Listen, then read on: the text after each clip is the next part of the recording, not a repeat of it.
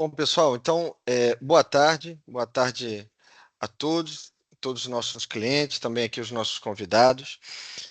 Antes de iniciar, quero agradecer aqui a participação da equipe da Legacy, tá? Composta aqui pela Juliana e pelo Felipe Guerra. Eles já vão falar um pouco mais conosco, né? Em especial o Guerra.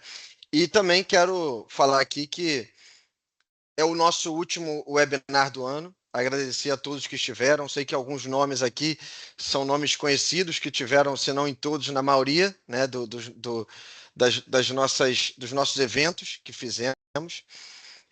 E a gente conseguiu trazer grandes gestoras, né? Por mais uma vez, a gente trouxe uma das grandes gestoras de multimercado do país.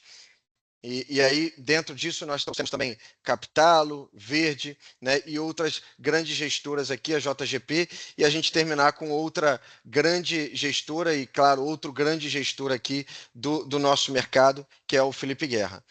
Antes de começar, quero falar um pouco sobre a Filos, né? Acho que a maioria aqui já conhece, mas para quem não conhece, a Filos é uma empresa que já tem mais de 20 anos de CNPJ.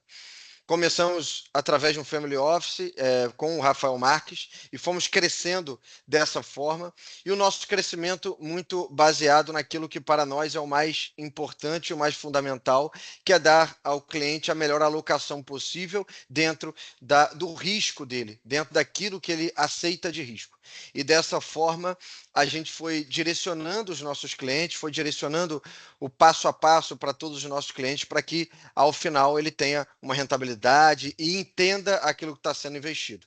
A nossa ideia não é investir no que está sendo colocado pelo mercado, mas sim aquilo que é o melhor para os clientes e, claro, com as nossas análises, né? Dentro aqui, falando da parte de fundos, já que a gente vai comentar sobre fundo aqui, sobre um fundo e um dos maiores fundos, a gente tem uma análise criteriosa na parte de fundos com o nosso top filos, mas também nós temos uma análise criteriosa de toda a carteira, tá? Então a Filos trabalha assim, esse é o nosso histórico, nós estamos crescendo e continuamos crescendo, então tem sido cada vez maior e claro, fiquem à vontade para sempre perguntar, para sempre pedir, porque a equipe de alocação ela está aqui para isso, mas também todos os assessores aqui dispostos, beleza? Juliana, quero passar agora a bola para vocês. O pessoal vai falar um pouco mais sobre é, a Legacy, sobre a gestora, sobre o tamanho da gestora, tá? Juliana, fica à vontade aí junto com o Guerra. Tá ótimo, Rafael. Bom, obrigado, pessoal. Obrigada aqui a Filos por ter organizado esse evento, todos os clientes que estão com a gente. Como o Rafael falou, né, o Guerra é o CIO da Legacy, então ele com mais outros 3 sócios vieram fundar a Legacy em 2018. Eu faço a parte de relacionamento com investidores. Hoje a Legacy tem mais ou menos 17 bi de reais sob gestão. A gente começou com uma casa macro, esse é o nosso DNA, e aí ao longo do tempo a gente foi ampliando as geografias que a gente atua, mercados de atuação, horizonte de investimentos, e a gente é uma casa especialista. Então eu gosto muito de falar assim que por mais que a gente ofereça para o cliente um fundo diversificado, aqui dentro da Legacy a gente tem times de especialistas. Então a gente tem o time de renda fixa que fica fazendo só renda fixa, um time de moedas, só moedas. A gente tem 3 times de bolsa, inclusive tem um time que fica em Miami para estar mais próximo das empresas lá de fora. E nosso objetivo, de fato, é entregar, né, um fundo diversificado, mas com uma estratégia aqui bem especializada nas geografias que a gente atua. Ao longo do tempo, a gente foi desenvolvendo uma esteira também de produtos de crédito. Então, hoje na Legacy, a gente tem fundos multimercados, uma estratégia só, mas diferentes veículos para onde o cliente consegue acessar. Então, tem fundos com menos vol, fundos com mais vol, fundos de previdência, e a gente tem a nossa esteira de crédito, que foi a única esteira que a gente acabou criando ao longo do tempo da Legacy. Vou passar a bola aqui para o Guerra também para não ocupar muito tempo. E para o Guerra contar um pouco assim também, eu acho que é legal, né, um pouco da história. Ele que estava aqui desde o começo, ele que foi o fundador aqui da Legacy, como é que, putz, mudou lá de trás, né? O que ele fez antes também, um pouco da apresentação dele. E um pouco também do que a gente, principalmente na realidade, o que a gente está achando do cenário, como é que a gente está posicionado aí, onde é que a gente está mais atuando, somos mais otimistas com o Brasil, global. E eu queria convidar também vocês a fazerem perguntas. Tem um botãozinho aqui em cima de PR, né, de perguntas e respostas. Isso Sempre mesmo, isso mesmo. que vocês forem tendo algum questionamento, podem mandar aqui que a gente vai direcionando a conversa para o que for mais interessante para vocês. Pô, maravilha. Obrigado, Ju, pela introdução aí. Rafael, pelo convite. Franciane, também pelo convite, pela parceria aí com a Legacy aí desde do começo, né? É um prazer falar com vocês, nossos clientes aí, né? Potenciais clientes, que já clientes, né? Que já estão com a gente de longa data, alguns já nos conhecem, nos acompanham. Para quem não me conhece, né? Como a Ju colocou, sou aqui o sócio fundador, CEO da Legacy, responsável pelo time de gestão, né? O Duda toca toda a parte operacional, compliance, comercial, né? Faz a parte mais de CEO da empresa, eu faço a parte de CIO, que é cobrir toda a parte de gestão. Então, toda a equipe de economia, de analistas e gestores estão diretamente ligados comigo, né? Como a Ju colocou, a gente é uma casa com DNA macro, né? Global, obviamente com um edge, né, um diferencial competitivo em Brasil, por fazer também Brasil há muito tempo, né, ser especialista nos temas locais. Uma cobertura aí, pô, a gente costuma falar que é tipo um cubo, né? A gente tem uma dimensão que é geografias, outra dimensão é classe de ativos e uma outra dimensão é horizonte de investimento, né? Então a gente tem estratégias de curto, médio e longo prazo, temos estratégias em diferentes países, temos estratégias em diferentes classes de ativos, né? Desde moedas, commodities, crédito, bolsas, single names, né, ações, volatilidade, enfim, relative value, crédito, né, como comentei.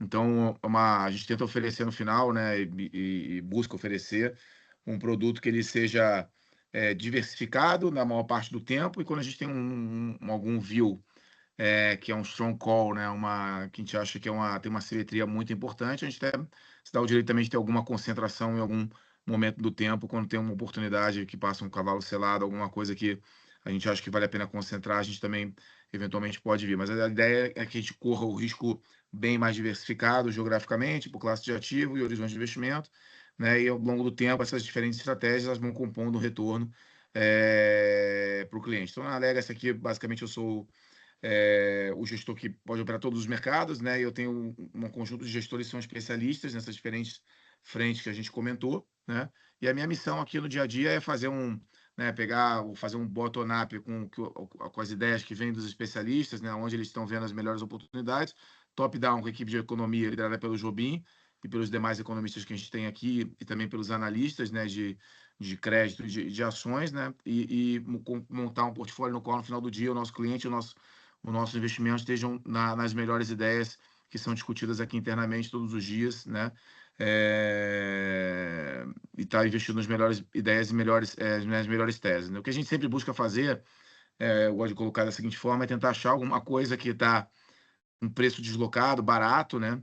Que o mercado e as pessoas não gostam, né? E que o fundamento esteja virando a favor, né? Ou seja, uma coisa que está com preço bom, com técnico bom e com fundamento bom. Ou uma coisa que está muito cara, que todo mundo está apaixonado, todo mundo gosta, e que o fundamento está piorando, né? E aí você fica vendido nesse tema. Então, quando a gente consegue encontrar essa combinação, né, de preço, fundamento e técnicos, né? Seja na direção otimista, na direção pessimista, né? E essa é um pouco da beleza do nosso trabalho, que a gente pode ficar otimista, pode ficar pessimista, a gente pode apostar que o juro vai subir, apostar que o juro vai cair, que uma ação vai subir, que uma ação vai cair, que o Brasil vai dar certo, que o Brasil vai dar errado, né? Então, a gente tem essa flexibilidade de poder ter posições em diferentes cenários, né? Diferente quando você compra um fundo de crédito, você está comprado em crédito, você vai comprar um fundo de bolsa, está comprado em bolsa, aplicou o pré no fundo de renda fixa, você está comprado em renda fixa, né? Você está no CDI, se o juro cair, você vai ganhar menos, se o juro subir, você vai ganhar mais. No nosso caso aqui, a gente é um produto que é CDI Plus, né? A gente tenta correr uma volatilidade dependendo da classe de produtos né, que a gente tem. Tem produtos de vol que buscam uma rentabilidade e uma volatilidade ao redor de 7% a 10%, tem produtos com uma volatilidade ao redor de 14% a 15%, né? Então, a gente tem diferentes graus de volatilidade e risco para o cliente que quer buscar um maior retorno, né? E quer correr uma vol maior, né? Então, é mais ou menos isso. Eu estou no mercado desde 98, tenho um histórico de longo aí, né? De 98 para cá, fazendo macro, fazendo câmbio, volatilidade, né, bolsa, né, diversos mercados.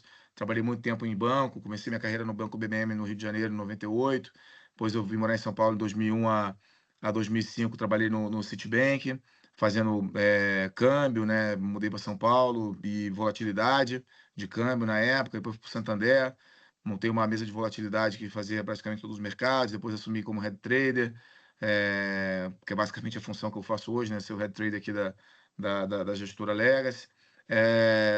E né, passei a ser tesoureiro do banco, responsável tanto pela atividade de cliente como pela atividade de mercado.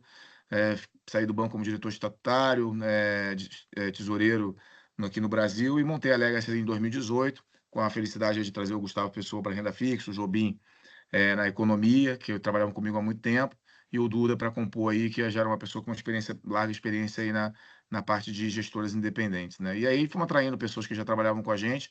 Então aqui é importante a mensagem, é um time que já trabalha muito, muito junto há muito tempo, já se conhece, né? E está nessa empreitada aí faz tempo, né? Então já tivemos aí vários cenários aí, Bull Brasil, Bear Brasil, crise internacional, o bull market, pandemia, né? Já passamos por diversos tipos de situação e estamos vivos aí, né? Estamos sempre correndo atrás e buscando rentabilizar a nossa cota, né? Já tivemos uma janela muito positiva, né? Na Legacy, no começo da Legacy de 2018, ali até final de 22, meados de 23, né? 2 anos um pouquinho mais difíceis aí, 23, 24, esse ano mais ou menos on track, correndo ainda que não terminou, né? Mas a gente tem realmente um time muito forte de análise, a gente investe muito em pessoas, né? A gente tem um grupo aqui de basicamente ao redor de 70 pessoas.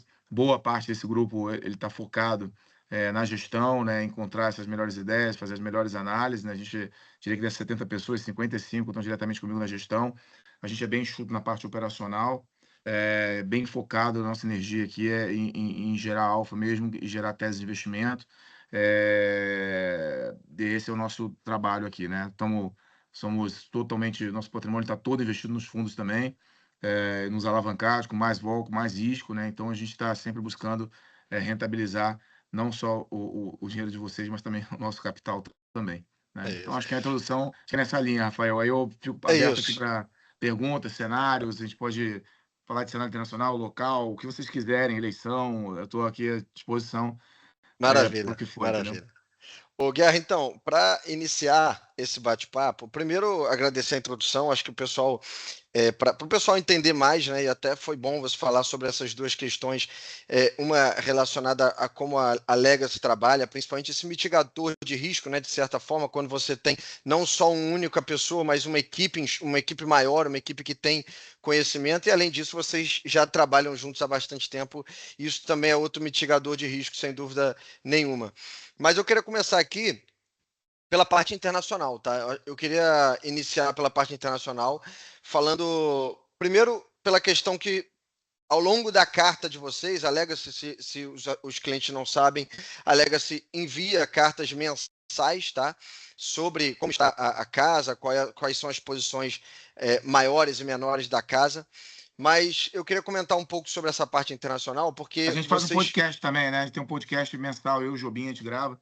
O Jobim Isso. conta o cenário local e internacional, eu faço a parte de mercado, o que a gente está achando, quais são as preocupações, os riscos e posições do fundo. A gente faz isso mensalmente, geralmente na primeira semana do mês. A carta geralmente é mais um pouquinho mais rápida, depois a gente grava o call. Também é uma outra fonte aí para quem está próximo, que é, né, ver as ideias e entender como a gente está se movimentando. É isso. E aí, dentro dessa questão, eu queria perguntar um pouco do internacional pelo seguinte sentido: vocês, ao longo do tempo, ficaram uma maior parte ali contra o dólar, moedas contra o dólar. E aí a gente viu tudo que aconteceu nos Estados Unidos, né, em relação desde a entrada do Trump, toda a questão tarifária. E eu queria expor um pouco, eu trazer um pouco do que foi o ano de 2025, principalmente nos Estados Unidos. O que fez com que o dólar caísse, que é o que a gente tem visto, inclusive em relação ao real, e o quanto isso tem sido, e quanto isso pode continuar nesse sentido, mas principalmente entender um pouco do que foi o cenário de 25 e por que teve essa queda, principalmente do dólar, né?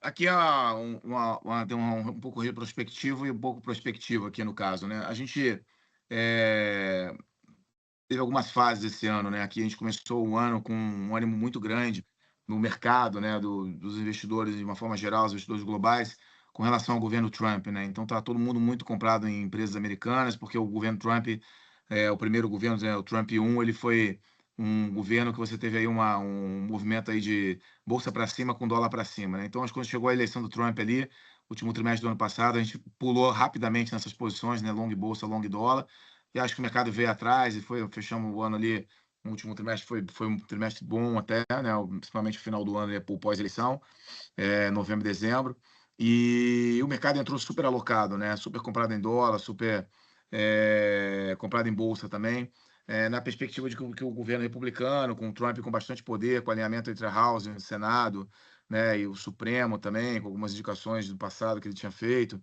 tivesse muito poder e pudesse implementar as políticas aí mais liberais, né? E também ainda com uma perspectiva de trazer o Elon Musk para o governo, para fazer algo que ninguém faz no mundo, basicamente, que é controlar gastos, né? E isso acabou não dando muito certo, Exposed.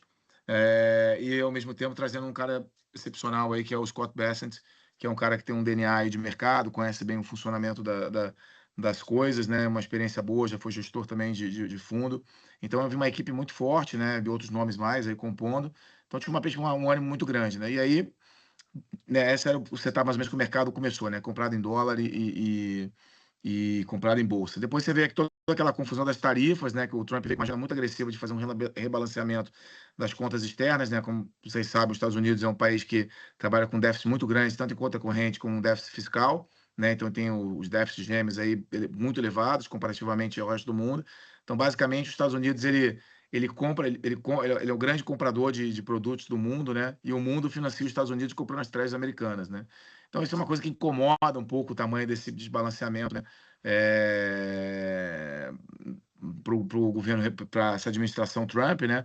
O mundo produz e a gente exporta os empregos, exporta as fábricas, exporta e fica dependente da produção mundial, né? Então o Trump que tem a intenção aí de nacionalizar, né? E reintegrar as cadeias, né? Para não acontecer o que aconteceu na pandemia, né? Você ter algumas faltas de suprimentos, etc. Ele veio com essa agenda muito forte, implementando tarifas, né? Para tentar diminuir um pouco esse desbalanceamento, mas de uma forma muito agressiva. E quando o Trump faz esse negócio de uma forma muito agressiva, atacando aliados históricos, Canadá, né, Inglaterra, Europa, etc., você começa a dar uma balançada, uma chacoalhada, uma desconfiança muito grande, né, naquele selo de qualidade americano no qual você tinha uma confiança muito grande nos contratos, nas leis, né, pouca coisa muda. Né? Quando o Trump vem dar aquela chacoalhada, você fala para os investidores, opa, mudou alguma coisa, né? O Trump vai gerar mais vol, a gente tem todo mundo muito posicionado nos Estados Unidos, todo mundo muito carregado no dólar.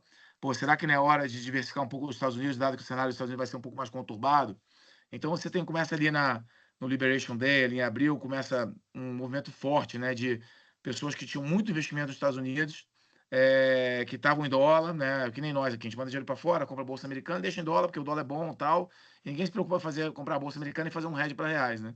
E aí, quando o dólar começa a desvalorizar e começa a ter esse questionamento se pô, vai ter muita mudança nos Estados Unidos ou não, e todo mundo está overbought, né, muito comprado em dólar, você começa a gerar uma sensação, ou você vende ou você faz um hedge da moeda para trazer para sua moeda local e não ficar tão exposto aos Estados Unidos completamente, tanto no ativo como na moeda, ou você vende um pouco do ativo para comprar uma outra coisa, né? Então, acho que começou um movimento ali do abril, maio, né, que vem acontecendo até hoje, que é um movimento que abriu assim, uma porteira para o mercado querer diversificar um pouco mais os ativos em carteira, né? Então você vê que a partir desse momento você vê uma melhora muito grande nas moedas em geral, o Brasil aí um dos destaques por conta do carrego, por causa dos juros, e as bolsas em geral também, bolsas da Europa, bolsas emergentes, em geral performando bastante bem após essa tendência, um pouquinho de dinheiro que sai dos Estados Unidos, né? Todo mundo muito comprado em tech, todo mundo muito comprado em bolsa americana, S&P, Nasdaq, né? Sai um pouco desse dinheiro que sai para entrar no mercado como o Brasil, que é um mercado muito menos líquido, ou um mercado mexicano, que é um mercado muito menos líquido, faz um movimento enorme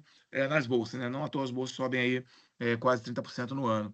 Né? E não é um negócio que o Brasil fez algo especial, fez merecer. Na verdade, é algo totalmente global. Né? O Brasil está andando em linha, tanto na moeda como nas bolsas, totalmente em linha com o México, com a Colômbia, com o Chile, com demais países. Né? Não é que o governo fez algo por merecer, ou tem uma atratividade, ou que o mercado esteja operando eleição, etc. Então, o movimento global, né, de diversificação dos Estados Unidos, ele provocou uma apreciação tanto das moedas de outros países, né, como uma apreciação também das bolsas e dos ativos reais nos países de uma forma geral. E não só teve essa busca por esses ativos em outros países, como também teve uma busca muito grande por ouro, né, ouro, Bitcoin, etc., como alternativa de valor para você não estar só dependente dos Estados Unidos. Então, teve um movimento aí geral de busca por diversificação, né, que aconteceu nesse meio tempo. É difícil saber, você prever o fluxo, né, exatamente se continua com intensidade, se isso vai ser paulatino, né, se vira o ano, tá mais uma pernada mais forte. Mas acho que a tendência em geral, até porque o valuation das ações americanas já é mais elevado, né, de você falar, pô, vamos comprar em outros lugares, vamos dar uma diversificada. O dólar também ciclicamente estava muito caro, né, ele vinha subindo sequencialmente por vários anos, né, da pandemia para cá. Então, você tinha os ativos americanos sobrevalorizados e as bolsas mais valorizadas que as demais bolsas, então você consegue encontrar lugares no mundo com alguns, né, alguns setores que conseguem algum crescimento com múltiplo muito mais baixo que você às vezes encontra em alguns setores nos Estados Unidos, né? Então, no final, acabou fazendo sentido aí alguma busca por diversificação, né? Eu acho que acabou encarecendo até demais alguns ativos internacionais, de certa forma, por ter menos liquidez, eles tiveram movimentos muito expressivos, né? E talvez esteja até no momento agora de, opa, será que já não está muito caro e talvez esse movimento já não faça tão mais sentido, melhor ter mais Estados Unidos aqui para frente. Então, é alguma das coisas que a gente vem discutindo, né? Então, esse é mais ou menos a história do ano. É, aí tem um tema aqui, né, que o Trump não só mexeu com a questão das tarifas, mas ele mexeu com a questão da imigração, né? Ele deu uma mexida no mercado de trabalho importante, né? Reduzindo a imigração. Então, você dá uma sensação inicial que ia faltar meio trabalhador, mas na outra contramão você vê essa evolução do AI com um pouco menos de contratação. Então, os Estados Unidos estão num steady state, que a gente chama, né, que a expressão que a gente usa no hire, no fire, né, você não tem nem contratação, nem demissão, a economia está aquele Boeing cruzando o oceano, que não balança, não tem turbulência nem nada, né, você não tem contratação nem demissão, a economia crescendo ali, apesar entra trimestre para um lado e para o outro, crescendo ali ao redor de 2%, né, 2,5%, e ali sem gerar contratações e demissões, algum desbalanceamento importante na economia. Isso permitiu, né, a inflação cair. Se não fosse as tarifas, a gente teria uma inflação esse ano da ordem de 2,2. Com as tarifas, provavelmente a gente vai fechar com uma inflação de 2,9, 3,1. Né? E aí, passando o efeito das tarifas, provavelmente a gente vai voltar para esse 2,2 ao longo do ano que vem. Né? Então, tem que ter um choque de tarifa, ele é pontual, e aí a velocidade com que isso vai se dissipar pode ser de forma mais íngreme, pode ser uma forma mais gradual, mas a gente acredita fortemente que isso tende a dissipar. Mas foi um fator importante aí, né, que acabou tendo um impacto no mercado de trabalho, né? Então, hoje uma das grandes dúvidas que existe, né, para o Fed e para o mercado, né, é se esse mercado de trabalho mais fraco não é um problema de oferta de mão de obra, dado que você tem menos imigração, né, tem menos gente para trabalhar, então o mercado de trabalho também está contratando menos porque tem menos gente, ou se é um problema que o AI está muito bom, está muito avançado e está precisando de menos gente para trabalhar, então você tem, na verdade, você tem menos demanda também. Eu acho que a combinação das duas coisas, não dá para precisar o que é mais, o que é menos, a gente acha que as duas coisas são bem importantes. Né? E esse tema do AI em paralelo, né, algo que a gente é muito otimista aqui na Legacy faz muito tempo, né, a gente investe em cloud, desde que a gente abriu o fundo, né? A gente é acionista da Microsoft, da Amazon, da, da Meta, né? Da Google, desde o começo da Legacy lá, desde o D1 lá, a gente tem posição nessas empresas, a gente acreditava sempre que o mercado era muito maior do que se imaginava, tinha um ceticismo em relação a você ter as coisas na nuvem, pô, quem vai colocar as coisas na nuvem? Imagina o Itaú, o BTG, pô, tu vai botar a informação do cliente. Hoje ninguém vive sem a nuvem, né? Todo mundo para querer rodar uma estratégia de AI, etc. A gente, por exemplo, felizmente já nasceu ali 2018, já nascemos na nuvem, né, diretamente. Então, o que nos facilitou muito na nossa vida na pandemia, né, porque a gente não tem na dependência de estar on-premise, né, com servidor local e tudo, né, conectado, e então estar fisicamente em algum lugar específico, né. Então, hoje você vê que, pô, o cloud é uma ferramenta, um insumo básico para você poder dar qualquer modelo de training, de inferência, na parte de tecnologia. Então, é algo que a gente investe, né, há muito tempo e acreditava que o mercado era muito maior do que que as pessoas sempre falavam, que o retorno era bom, ao contrário do que as pessoas falavam, e a gente hoje, depois dessa evolução do AI, você vê que o mercado é enorme, né? E ainda continuamos com a mesma discussão, que tem retorno, não tem retorno. Sim. Então a gente continua acreditando muito que é algo muito revolucionário, e isso pode permitir com que os países, e especialmente os Estados Unidos, cresça, né?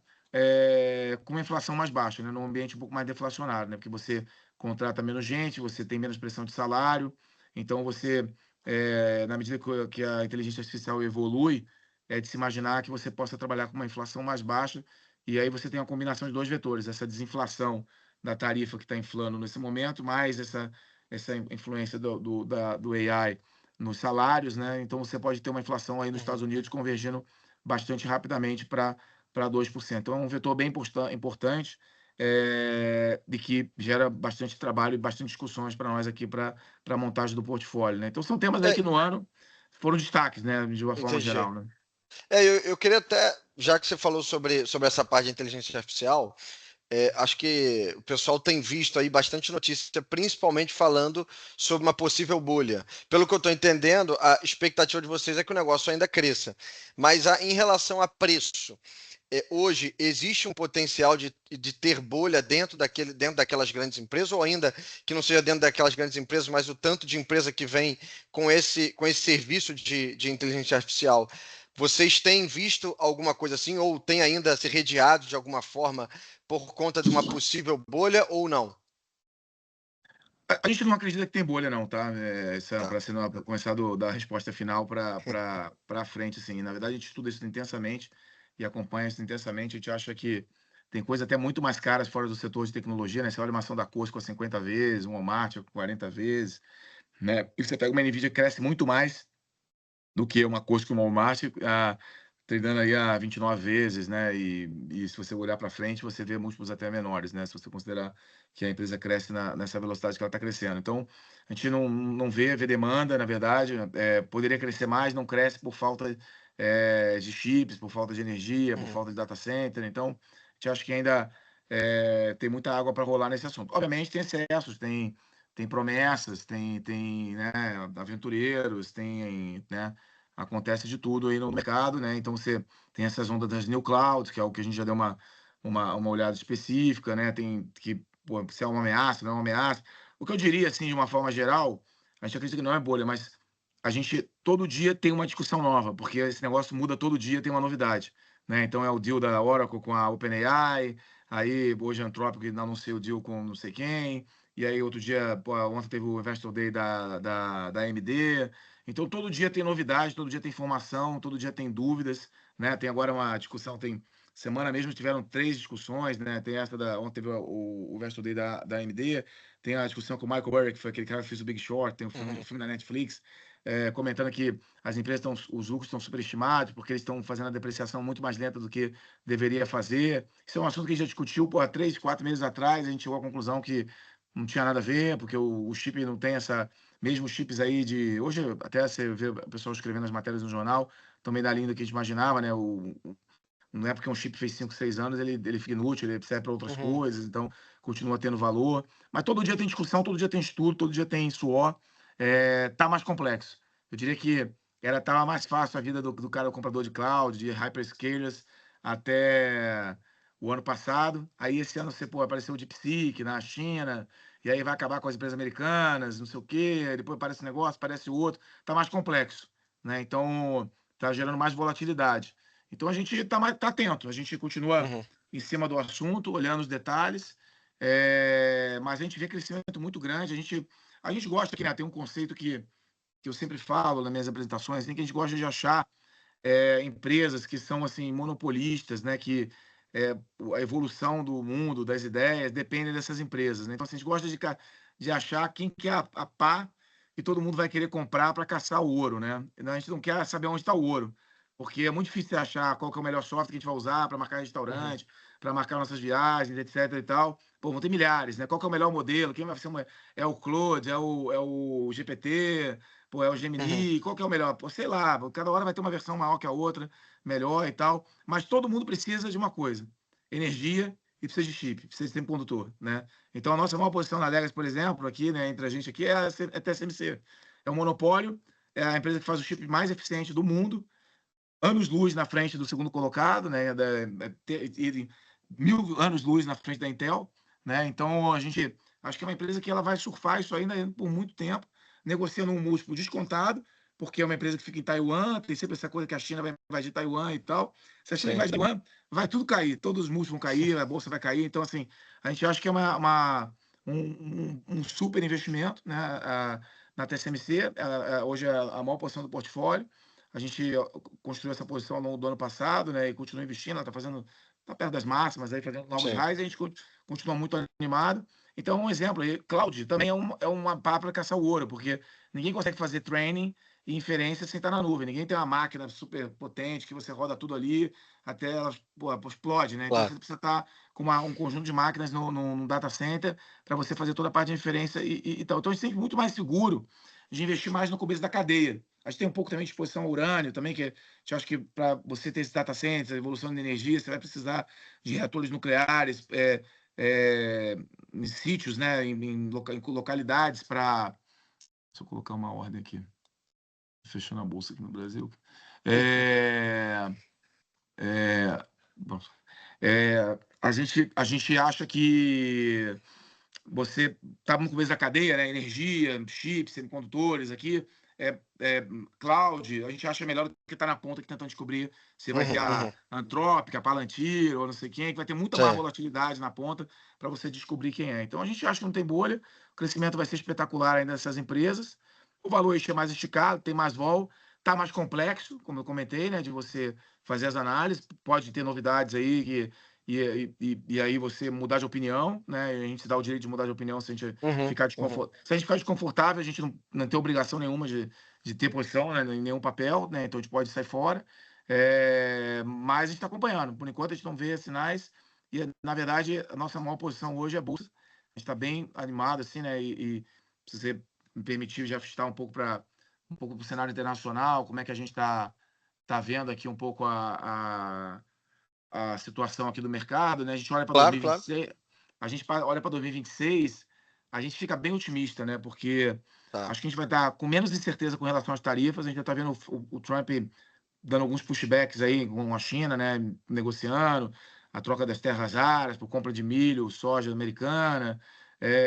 Tem uma ameaça de reduzir tarifa com a Suíça. Então a gente está vendo que o trade war está dando uma suavizada na ponta, a incerteza da inflação ela vai diminuir. Tinha agora nesse curto prazo aí negócio do shutdown, que estava, né, atrapalhando, acho que hoje resolve, vota lá na House, já passou no Senado, deve passar na House hoje à noite. Então o governo americano reabre.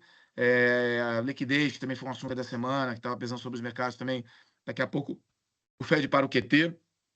Posso explicar um pouquinho mais o que com esse assunto, pouco tal, no começo do mês que vem. Então a gente acha que olhando para frente, você tem um ambiente aí com liquidez, você tem juros mais baixos, o Fed ainda corta aí mais algumas reuniões, provavelmente uma ou duas, não necessariamente precisa cortar em dezembro, mas corta em janeiro. Então você vai ter um juro mais baixo à frente, uma inflação cadente, você vai ter menos incerteza com relação à inflação, ao trade war, né? Em relação ao mercado de trabalho, né? Vai ficar mais evidente se o mercado de trabalho está realmente acelerando significativamente, que vai precisar de juro mais baixo. O mercado de trabalho está mais ou menos no steady state ali, como eu tinha comentado antes. Você vai ter o efeito da entrada fiscal da bill do Trump lá, que o pessoal chama a Big Beautiful Bill lá do Trump, que ela permite que as empresas façam depreciação na cabeça para os investimentos feitos no ano, né? Então você vai poder fazer investimentos no ano que vem e depreciar tudo na cabeça, né? É como se você estivesse tomando um empréstimo do governo, a Fed Funds, para fazer um investimento no ano que vem, né? De forma contábil.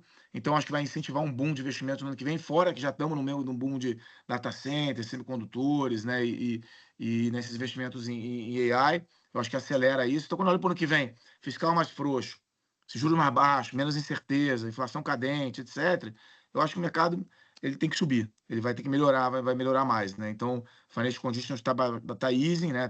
Né? As condições financeiras estão afrouxando, né? Que a gente está trabalhando com juros mais baixos, bolsa mais alta, esses ativos aí, ouro, Bitcoin, bolsa mais alto, deixam as pessoas com sensação de riqueza maior, né? Então tem mais alocação no mercado. Então acho que os vetores estão em place aí para o mercado olhar para o ano que vem e falar, pô, ano que vem vai ser um ano bom, vamos alocar, né? E à medida que a gente vai superando esses riscos de curto prazo, que todo dia aparece alguma coisa, você vai olhando para frente, acho que a bolsa vai compondo, ela vai subindo. Tá? Então a gente está bem otimista para o ano que vem. Acho que, na verdade, se esperar o ano que vem para tentar fazer, se chega atrasado, então a gente já até desde já, a gente está meio que Se posicionando, sim. a gente está perto das nossas posições máximas, assim, a gente está com risco elevado agora no momento, na ponta. A gente está com mais vol, né? Tem tido balançado mais a cota aí nos últimos dias, mas a gente acha que é o momento de estar aplicado, estar investido, aguentar o tranco, aguentar o ruído, e porque eu acho que o que vem pela frente é bem positivo, né? E ainda além disso, ainda vai ter, bem provável que a gente tenha uma escolha de um Fed, no próximo Fed Chairman, seja uma pessoa mais alinhada ao governo. Eu botaria minhas fichas no Kevin Hassett, Pode ser o Kevin Washington também, mas o Kevin Hassett é mais alinhado, vai levar o juro mais rápido ali para 2,5, 3. Tá. Acho que o Washington levaria o juro para rápido para 3. Então o Trump vai preferir um cara que gere mais. E além de ano que vem, lembrando que ano que vem é midterm election, o Trump está meio machucado na popularidade. Ele vai ter que acalmar um pouquinho e fazer políticas aí pro-growth, né? Bater no Fed para cortar os juros, vai ter que, talvez essa chuveirada que ele está ameaçando de dar para dar R$2.000 para quem ganha menos de $100.000 no ano, através do dinheiro que ele está ganhando das tarifas, então pode ter mais alguma coisa fiscal. Então, acho que a gente olha assim, os vetores estão apontando assim para um cenário que pode ser bump, deve ser bump, mas é um cenário positivo de uma forma geral, tá? Então, nossa grande tese aqui é estar comprado em ativo de risco, né? A gente espelha isso comprado em bolsa, comprado em tecnologia, comprado em algumas commodities, e comprar algumas moedas cíclicas, né? E moedas com carrego. Com um ambiente positivo, a gente está com um livro bem pró-cíclico aí. Então, mais ou menos como está a nossa visão internacional. Beleza, não, então é interessante porque, bom, você já trouxe um pouco da perspectiva lá de fora e pelo que a gente entendeu, realmente é uma perspectiva positiva. Até você falou também sobre o trade war, eu acho até interessante essa questão da China, mas pelo que você já colocou, existe, né, até por conta de uma questão de conversas ali entre os dois presidentes, o negócio está arrefecendo, pelo menos o trade war, pelo que você falou. E aí eu queria então já entrar na parte Brasil, porque a gente viu esse final de ano com uma mudança mais pragmática das posições, né? A gente viu em que no ano, na maior parte do ano, a gente viu ainda um pouco de receio do Brasil, seja por conta de fiscal, seja por conta da inflação. Só que agora no final do ano a gente tem visto as pessoas e as gestoras já direcionando o investimento um pouco mais daquele que a gente chama do kit Brasil, né? Que é positivo ali em bolsa, positivo também em juros. Eu queria entender um pouco dessa visão, desse final de ano aqui, do que vocês viram do ano todo e por que mudou essa visão nesse final de ano agora. Eu acho que o Brasil está alinhado com o cenário externo, tá? Então a visão para o Brasil é positiva por Tá. conta do cenário externo. Eu acho que tudo que aconteceu no Brasil esse ano, né, tudo, boa parte do que aconteceu, né, foi fruto dessa queda do dólar, da alta das bolsas, alta das commodities, né, e enfim, foi mais ou menos a história do ano aqui. Então o Brasil não fez nada por merecer a melhora.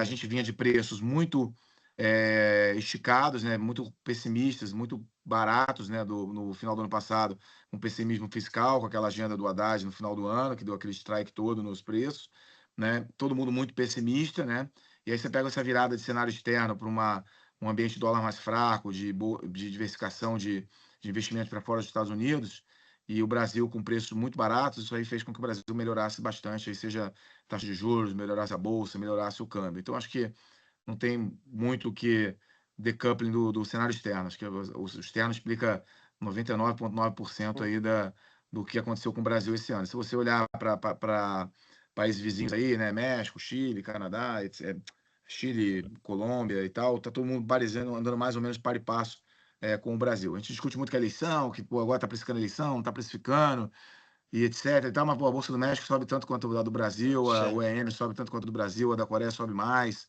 Então, acho que o assunto da eleição ele está aí para todo mundo discutir, para lá, ter opinião, etc. Um monte de pessoas. A gente tem aqui, estamos se preparando fortemente para a eleição. A gente tem um conjunto já aqui de umas 3 pesquisas, mais 2 consultores, e estamos preparados para isso, como a gente sempre se prepara. Vamos estar na ponta da linha aí para ter a melhor informação possível para gerir o nosso dinheiro. Mas a gente acha que é um assunto que está distante e não teve ainda influência nenhuma sobre os preços. Você pode até dizer assim, como tem uma perspectiva eventual de uma troca de governo e o cenário externo está melhorando, então eu estou mais confortável um pouco de ter um pouco mais de posição em Brasil, junto com posições internacionais, porque o Brasil tem muito upside, caso você tenha uma mudança de governo, etc. Então, isso ajudou um pouco no empurrar e tal, mas acho que o estrangeiro ele está olhando esse pacote global aí de fundamento, né? E o Brasil entrou a reboque nem um pouco de dinheiro que entra aqui, faz um efeito enorme no câmbio, faz um efeito enorme na bolsa. Então, acho que é reflexo disso. A gente tem muita clareza com relação a esse negócio, né? Obviamente é difícil antecipar, né? Como é que você vai saber que todo mundo vai querer comprar Claro. Brasil, né? Por que vai comprar? Não tinha um problema fiscal, o problema fiscal desapareceu, não desapareceu. Acho que no final tem um pouco uma sensação de que teve esses fluxos, teve essa melhora, e aí, como tem uma perspectiva de ter uma eleição, as pessoas, depois que tiver eleição, a gente tem uma esperança que vai tentar ter alguma mudança de política econômica, ou querendo ou não querendo, né? Ou a forceps ou por vontade própria, alguma política econômica, uma política fiscal vai ter que ser ajustada mais à frente, né? Então, acho que tem essa perspectiva aí no mindset do mercado nesse momento, e tem sido com isso que a gente tem trabalhado também, né? Então, acho que o Brasil, nesse contexto de cenário externo positivo, uma moeda, o Brasil, para participar da festa, vou colocar de outra forma assim, ele tem que pagar um juro muito alto, né? Então, ele paga 15% para poder participar dessa festa global. Então, não é barato, né? Você está tendo a dívida, tem que aumentar, a dívida aumenta por ano 5 a 6 pontos percentuais em termos de dívida PIB, só pagando esse juro de 15%, mantendo os juros reais aí na casa de. O juro real no pé está perto de 11%, né? Você pega aí Selic de 15 com inflação de 4, um juro real de 11%. Isso aí faz a dívida crescer em bola de neve, né? Então é um negócio que, se a gente não adressar, vai dar muito ruim mais à frente, né? Então é um problema gravíssimo que o país tem. É o país emergente mais endividado, né? A gente tem que ter isso em perspectiva, né? Qualquer mudança para pior do cenário externo, eu digo que o Brasil é extremamente vulnerável, né? Como a gente acha que o cenário externo está tranquilo, a gente tem posições otimistas no Brasil, a gente está aqui comprado finalmente voltamos a comprar as NTNBs no passado recente, né? A gente acha que tem um preço atrativo, tá? Chegou a hora. Tem um pouco de bolsa, tem um pouco de moeda, temos aplicado no juro curto. Então a gente tem um kit Brasil aqui, não muito agressivo, né? Eu diria que as posições maiores hoje, né, são internacionais. Eu diria que tem dois blocos grandes de posições, né? Esse otimismo global refletido em bolsas e talvez uma posição aplicada um pouco maior aqui em juro real no Brasil, né? Então, acho que são os dois blocos. Aí, moedas cíclicas, commodities, etc., ele entraria como um terceiro bloco otimista. Mas você percebe que está tudo na direção otimista, né? Então, isso dá mais vol, dá mais correlação. Então, a gente está com dificuldade de achar qual que é o hedge nesse momento, né? Porque o hedge é a economia americana dar uma acelerada, dadas essas condições que eu coloquei para vocês, né? De juro baixo, ânimo, etc. e tal, e o Fed abortar o ciclo de corte, eventualmente discutir uma mudança de política monetária e eu tenho que proteger tomando taxa lá fora. Ou não, o mercado de trabalho está desacelerando, o AI vai derrubar o mercado de trabalho para caramba, o desemprego vai sair desse 4,2 para 5,5, e aí o juro vai para 2 nos Estados Unidos, então tem que aplicar o juro para defender um growth scare, né, um medo de recessão eventual. Está difícil de ter essa visualização. Então a gente prefere estar comprado, opcionalizar um pouco, usar o instrumento de opções, né, para uma parte das nossas posições estar via opção, né? Então, na parte de commodities, as posições estão com opção, uma parte da bolsa relevante está com opção também. Então a gente tem opcionalizado um pouco aí o exposure para tentar num solavanco aí a gente automaticamente ficar um pouco menor aí, ou se continuar andando, a gente ficar maior ainda do que a gente já está. Então a gente está meio que nessa linha. Tá difícil saber qual que é o hedge, se é comprar o dólar ou vender o dólar. Se os Estados Unidos acelerar, o dólar vai ser forte, né? Se os Estados Unidos patinar com o desemprego subindo e o Fed tiver que cortar mais rápido, o dólar vai ser fraco. E a gente não tem uma clareza tão alta, aqui uma convicção tão grande com relação a isso. Eu vejo vetores divergentes tanto para o dólar como para os juros, né? Então, por isso que minhas posições estão muito concentradas em bolsa. Eu vejo vetores que me dizem que o mercado de trabalho está desacelerando, o juro pode ser mais baixo para aplicar os juros, mas eu vejo também todo esse cenário positivo para o ano que vem, que deveria levar um juro mais alto, dado que a bolsa vai subir, que vai ser tudo bom. O juro, o normal da vida é o juro subir e a bolsa subir, né? Porque está tudo bem. Ou a bolsa cair com o juro fechando porque está tudo mal. Não você ter um ambiente que o juro fica cada vez mais baixo e a bolsa cada vez mais alta, né? Então isso não é uma coisa normal. Então, eu diria que eu vejo vetores divergentes tanto do ponto de vista dos juros como do ponto de vista do dólar. Então a gente tem concentrado um pouco as nossas posições nas moedas, né? Um pouco mais assim, comprado em moedas de carry e vendido em moedas com baixo carry, né? Para estar mais riscon no book de moedas, né? A gente tem e nos juros a gente tem trabalhado um pouco mais neutro, com posições de inclinação, aplica um juro curto, um juro longo.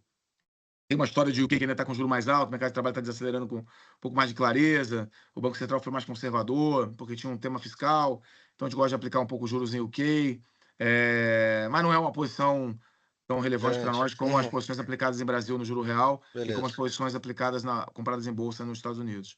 Tá? O que já que você falou sobre esse risco de cauda que pode ter nos Estados Unidos, eu queria te perguntar qual o risco de cauda que vocês podem ver no Brasil, porque assim, a gente tem visto uma perspectiva meio que clara em que deve ter um corte de juros, só que aí, como você mesmo trouxe, o fiscal ainda é um problema no Brasil. Qual seria o risco de cauda para o Brasil para que a gente tivesse uma para que mudasse a tua posição, que hoje é uma posição clara de mais otimismo. E aí, quando a gente fala, você falou muito sobre otimismo total, né, de todo o globo, né, mas aí falando mais de Brasil, onde é que você pode ver esse risco de cauda e aí, naturalmente, uma perda e uma piora no Brasil? O Brasil tem vários riscos de cauda, né? O que mais tem é risco de cauda, é campo minado, né? Ele assim, mas assim, tem várias coisas que fazem você dormir de olho aberto. O fiscal, sem dúvida nenhuma, se o governo acelera no fiscal, ele atrapalha todo esse processo, a perspectiva de eventualmente você ter uma calibragem nos Uhum. juros aí de uns 300 pontos, 350 pontos. Mais ou menos nosso modelo aqui, se a gente aplica o modelo do Banco Central, ele vai chegar em janeiro ali, muito próximo da meta dele, 3,10, 3, né, na projeção de inflação para horizonte relevante, e aí dá um espaço ali dele cortar uns 300, 350 pontos. O mercado está prestando 300. Eu hoje diminuí as posições aplicadas em DI, mas estou mantendo as NTNBs.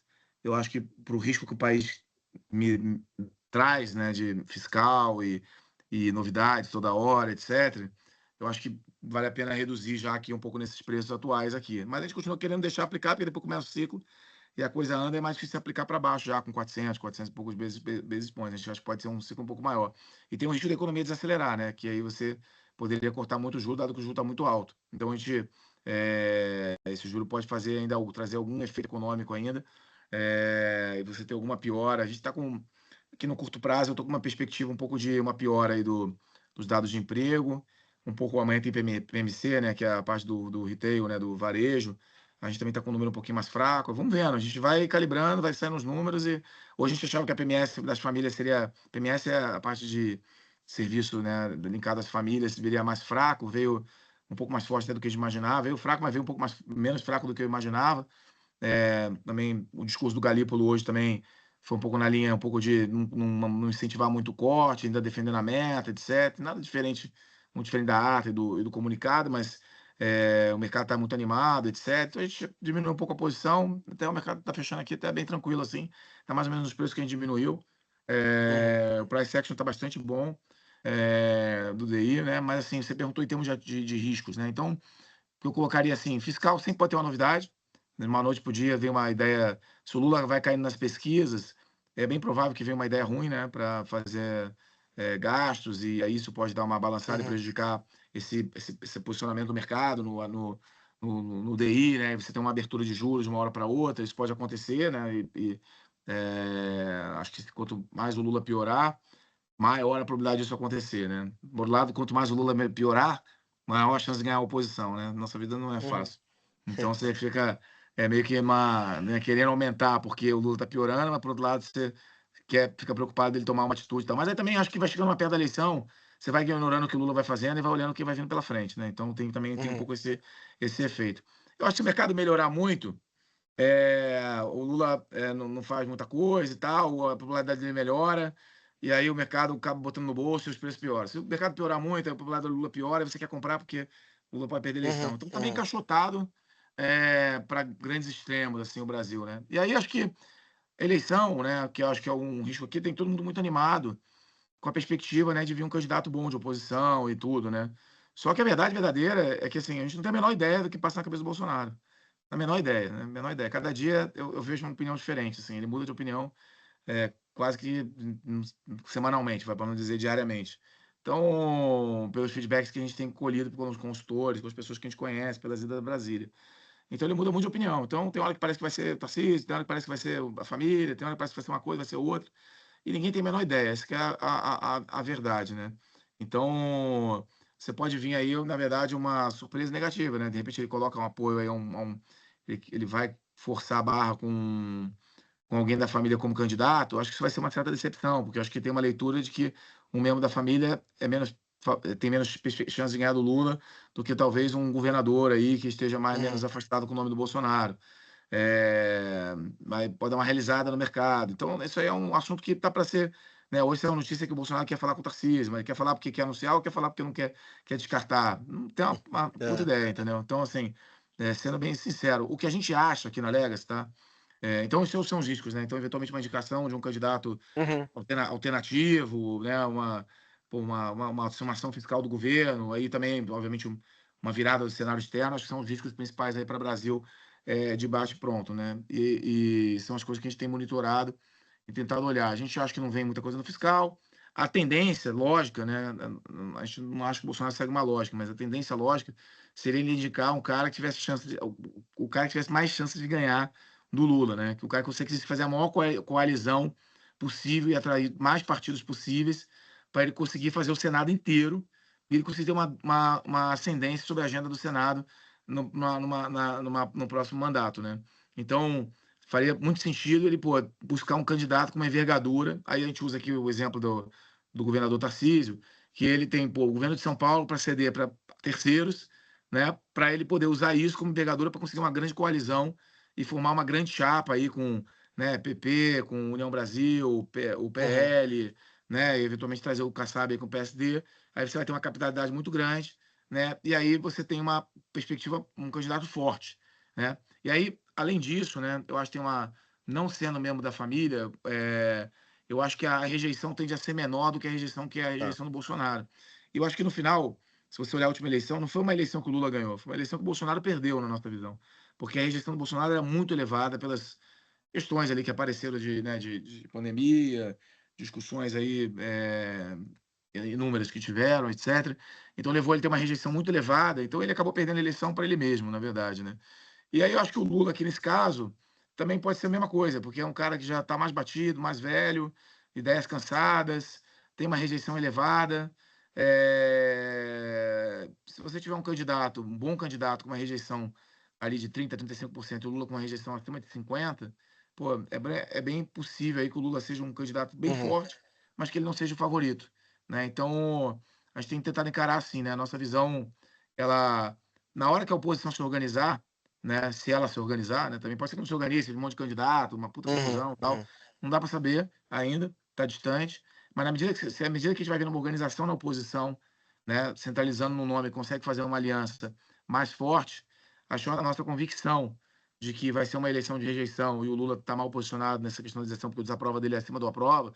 Se você olhar historicamente, nenhum presidente se reelegeu ou fez sucessor quando o desaprova está acima do aprova, né? Então, você pegar Paraná, pegar a Quest, pegar as inúmeras pesquisas aí que saem, né? O desaprova está acima do aprova. Então, tudo leva a crer que a rejeição dele está alta. Eu acho que essa é a melhor métrica no momento que você segundo turno, tal, acho que não vale nada, né? Porque se você for ver, por exemplo, Paraná, bota lá, o Lula está empatado empatado, fechando o gap com o Tarcísio. Mas, pô, você vai lá ver, tem 20% de indeciso, branco, nulo, tal, muito alto, né? Então, assim, 2% que mudar disso aí já muda a configuração do gráfico ali da eleição. Então, acho que o mais importante mesmo é o aprova e desaprova, é a sensação de que o governo está indo no caminho certo, o governo está indo no caminho errado. Esse tipo de pergunta, acho que é o que dá mais calibragem aqui para os nossos modelos. A gente tem um modelo aqui, né? Curiosa, se vocês tiverem curiosidade, tem um modelo nosso aqui. Hoje ele está dizendo que a probabilidade de reeleição do Lula é 35%. Hoje. Na semana passada estava em 40%. Então a gente vai incorporando as pesquisas, incorporando as informações. Então a gente tem um modelo interno nosso que baseado em rejeições passadas de várias eleições, a gente faz algumas regressões. Então a gente tem acompanhado, né? Então isso tinha ido até 35, voltou para 40, agora foi para 35.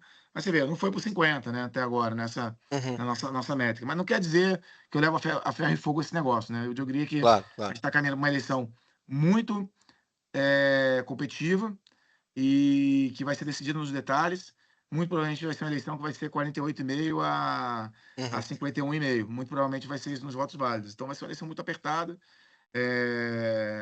E quanto mais rápido a oposição se organizar, né, e quando a oposição começar a se organizar, eu acho que você vai ter uma primeira fase de uma diferenciação dos preços do Brasil vis-à-vis do mundo.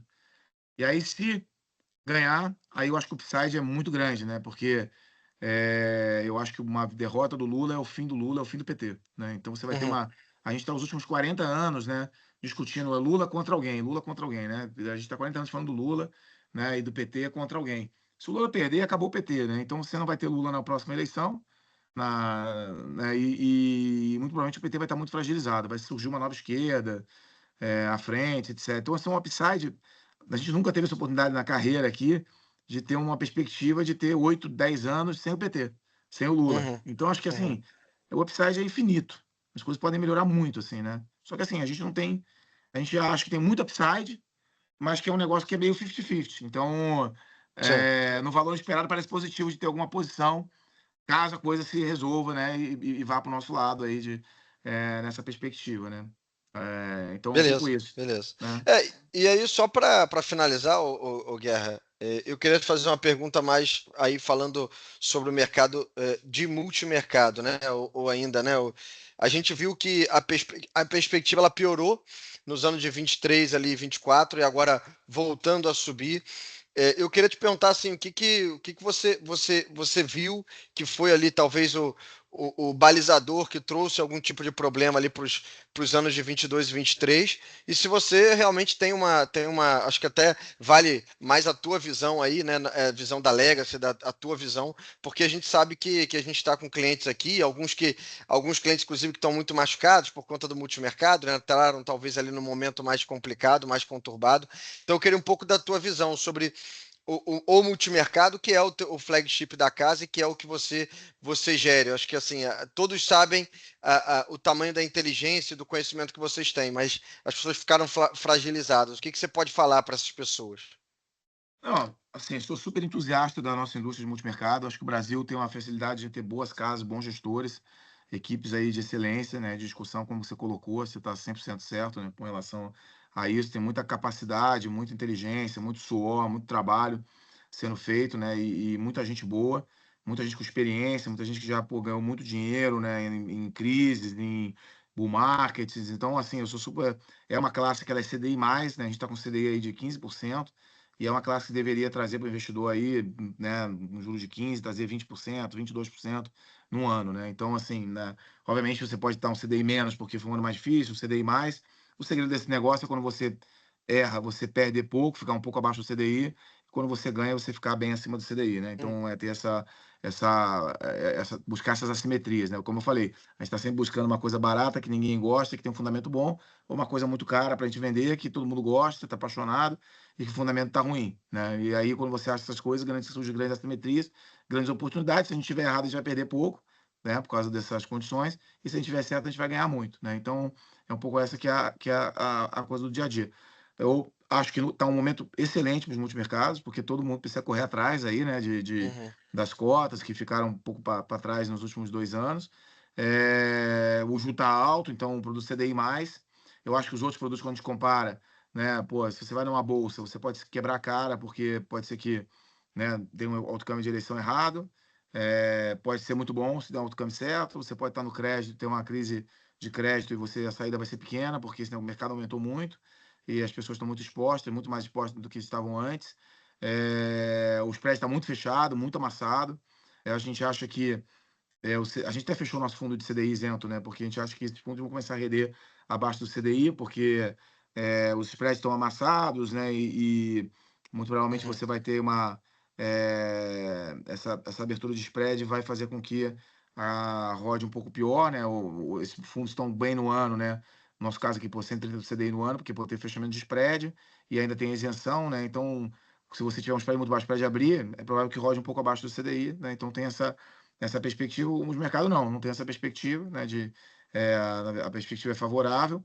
Eu acho que nesse momento uma alocação em B é importante também, eu acho que vai começar a andar, eu acho que com menos alocação no CDI. O que vem impressionando as NTNBs, né?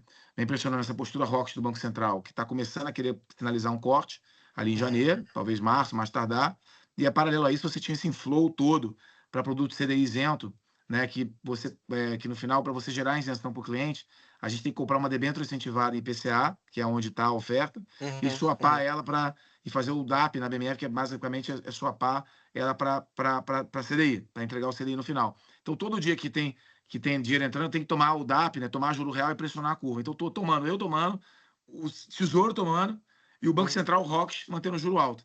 Então, foi uma tempestade perfeita para juro real.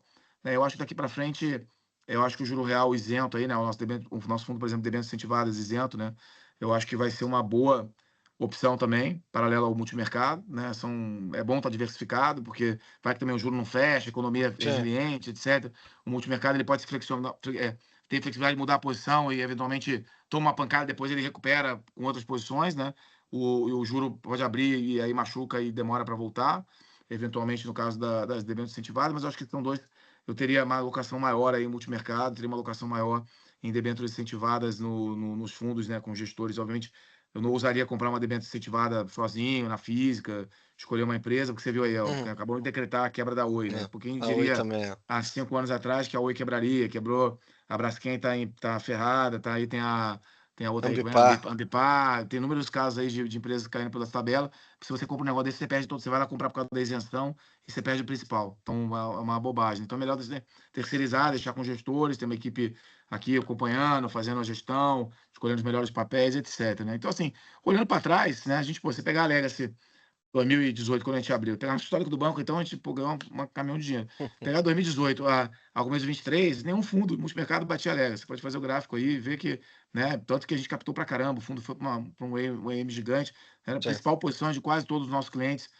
Quando a gente olhava os portfólios, a gente falava, cara, mas tinha uma posição de quase todos os nossos clientes e tal. Aí a gente até tem um ano ali mais conturbado, principalmente no final de 23, começo o ano de 24. Aí é normal, a indústria também sofreu, aí você tem resgate, etc. Eu diria que foi uma janela ali que teve muita. Teve, teve uma facilidade muito grande de pegar a abertura de juros para o mercado de uma forma geral, e ficou todo mundo tentando perseguir em 23 ali a inflexão, mas que é quando é que o Fed começaria a cortar os juros, né? E com a volta da pandemia, e o fiscal que foi implementado pelos governos, eu diria que os dados ficaram muito errados. Não só nós, né, Uhum. gestores, acabamos errando ali e tentando pegar uma virada de ciclo, uma volta de uma queda de juros, etc. Aquele momento, mas também os bancos centrais mudavam muito. Cada 3 meses você tinha o Fed dizer que ia cortar, depois dizer que não ia cortar, dizer que ia cortar, dizer que não ia cortar, né? E pô, isso impactando os juros no mundo inteiro, né? E pô, aqui no Brasil a gente fala que teve o impacto do fiscal no passado, mas na verdade teve um mega impacto. O dólar foi super forte com a eleição do Trump no ano passado e você tinha ali uma economia que tinha uma perspectiva de estar super, super forte, né? Uhum. Então, você tinha ali um cenário, aí você vira o ano, o Trump toma uma decisão, o negócio vira para outro lado. Então, assim, foi realmente, talvez ali, naquela janela 23, 24, tenha faltado um pouco mais um pouco assim de visão de falar, cara, é melhor ficar zerado, sentar na mão, não fazer nada, não tomar nenhum risco, porque os dados estão muito errados. Está mudando muito freneticamente de um lado para o outro. A perspectiva da uma hora a economia está forte, uma hora a economia está fraca, né? Primeiro trimestre é fraco, primeiro trimestre é forte, sempre forte. Uhum. Aí estopa todo mundo que vinha do lado de dezembro. Aí chega na maio ali, tem aquele negócio do banco que quebra nos Estados Unidos. Aí, pô, vai vir agora o juros está fazendo efeito, vai cortar os juros. Aí a economia vira, terceiro trimestre, forte de novo. Aí que chega no quarto, pô, a inflação vira, começa a vir melhor, pô, cortar os juros de novo. Então ficou várias idas e vindas, com muito errado. E agora a gente olha a Expose, os dados foram todos revisados. Todos aqueles dados que a gente ficou sofrendo para um lado e para o outro, eles estavam errados, porque no final, né, quem acompanha os dados econômicos dos Estados Unidos, tem uma revisão enorme do tamanho do mercado de trabalho americano. O mercado de trabalho americano estava num ritmo muito menor, muito mais fraco do que se imaginava, né? Que o Fed imaginava no passado, né? E aquelas idas e vindas era sempre na volatilidade do mercado de trabalho. Eu acho que passando esse efeito da pandemia, se vai se distanciando desses choques, né? Aí o Trump Beleza. tentou gerar um outro choque, né? Que foi o choque do É. Liberation Day, tarifa, etc e tal. Mas tarifa é mais fácil fazer a conta, né? O fiscal da pandemia, o estímulo de crédito, desmamar os benefícios, era mais difícil, né? Isso Uhum. foi, Uhum. foi dando muita resistência para as economias. As economias demoraram muito para desacelerar e permitir que começasse um ciclo de corte de juros. Então, isso gerou várias implicações para o portfólio. Eu acho que aí, em geral, a turma acabou se enrolando. Então, à medida que se distancia da pandemia, né, e calejado nesse período, eu acho que a gente está para frente para uma perspectiva melhor de ter mais previsibilidade, conseguir prever melhor os dados, prever onde está no ciclo. Porque eu costumo falar o seguinte: a gente já sabe o que tem que fazer se a gente sabe onde a gente está no ciclo, né? Se você a gente Uhum. fala assim, a gente faz um gráfico, né? 4 quadrantes, né? Que ou você está em recessão, ou você está em crescimento, ou você está em stagflation, né? Ou você está num cenário de Goldilocks, né? No qual você está crescendo com inflação baixa, um cenário você está crescendo com inflação alta, um cenário você está caindo com inflação caindo, e um cenário você está caindo com inflação subindo. Né? Então, são os 4 tipos de quadrantes. Cada um desses quadrantes, a gente, pô, faz esse negócio há 20 e tantos anos, né? Pô, a gente sabe o que tem que fazer. O difícil é Uhum. você saber qual quadrante que você dá. Se você fica cada hora num quadrante diferente, as coisas mudando, a vida é mais difícil. Se você encaixa num quadrante e aquele negócio é o cenário e vai entrar, você consegue achar uma simetria. E aí você surfa aquele negócio até os preços exagerarem, né? Então, eu acho que a gente está agora num ambiente que está nunca é fácil, mas eu diria que num ambiente que está mais propício para você saber Ah, em que ponto você está do ciclo, né? A gente acha que aqui está no caso, a gente está num ambiente de que a inflação vai cair e o crescimento é resiliente, né? Então, um ambiente mais Goldilocks, que é um ambiente pró-risco, né? E eu acho que tem uhum, oportunidades aí para você alocar bem o capital, né? Então, como a gente está vendo esse momento, como está a indústria e tudo, eu sou super entusiasta, meu patrimônio está todo investido nos fundos alegres. é isso. Então, eu tenho um pouquinho dos dentro incentivadas aí e bastante no multimercado. Eu sou gestor, penso nisso o Beleza. dia inteiro. Então, é um pouco como a gente está vendo aqui a indústria e a Legacy. Beleza, Posso só beleza. falar uma coisa também agora, só para complementar um ponto Pode, Guerra? Acho que pode. a gente tem muito uma tendência, a gente, todo mundo, né? O mercado, nós investidores, de olhar para trás. Então, assim, a gente tem muita tendência de ver o que rendeu melhor nos últimos 12 meses, nos últimos 24 e 36. E, de fato, quem fez uma alocação para fundos isentos, para renda fixa, olhando para trás, né? Hoje, a gente vê que fez um movimento certo. Mas quando a gente olha para frente, né, o investidor que quer ter o retorno que teve em um fundo isento CDI, que foi isso que o Guerra falou, né, 120, 130% CDI isento, a gente acha que assim, não vai conseguir gerar esse retorno para trás, né, para frente, que foi gerado para trás em fundo isento CDI, e quem Uhum, quiser gerar esse retorno vai ter que botar um pouco o pé no risco.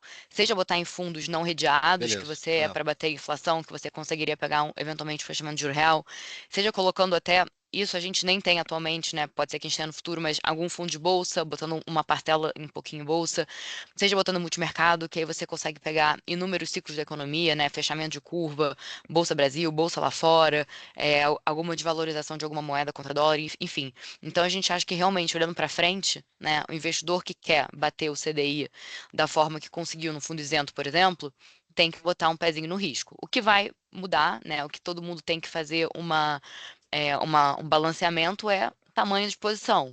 Quanto é que você vai ter, dependendo do seu perfil de risco, isso, obviamente, é um trabalho, né, da Filos aqui, que faz esse papel muito bem. sim. Mas é muito, assim, uma motivação e da gente olhar para frente, né? O que para frente vai fazer a nossa carteira render bem. Beleza. Beleza. Perfeito. É isso mesmo. Até a gente comenta aqui, como eu comentei no início, a gente tem esse cuidado na hora de escolher os melhores gestores, mas além disso, da gente também alocar dentro daquilo que a gente está vendo de cenário, né? Obviamente que esse cenário, até, né, os clientes ouvindo, isso ajuda também a direcionar. Bom, quero agradecer aqui o Gil, você, também agradecer o Guerra por esse ensinamento, por essa conversa que a gente teve. Acho que todo mundo gostou muito, a gente aprendeu muito também, além de entender um pouco mais do que foi o cenário, a gente aprendeu bastante também. Então eu quero agradecer vocês, agradecer, claro, a casa, a Legacy também por esse momento, e também agradecer aos nossos clientes, né? Aqueles que entregaram um tempo aqui para ficar conosco, e eu acho que com certeza foi rico para todos. Tá? Obrigado, Juliana. Obrigado também, Guerra. Se Tá quiserem bom. falar aí. Não, obrigado a vocês aí. Obrigado pela confiança, obrigado pela parceria. Estamos à disposição aí para fazer novas conversas aí, checar se a gente está certo, está errado e atualizar o cenário. É isso. Obrigada, gente. Obrigada a participação e Filos pelo convite e toda a confiança aqui na Legacy. Valeu, valeu. Abraço. Obrigado, Obrigada. pessoal. Um abraço a todos aí. Boa noite.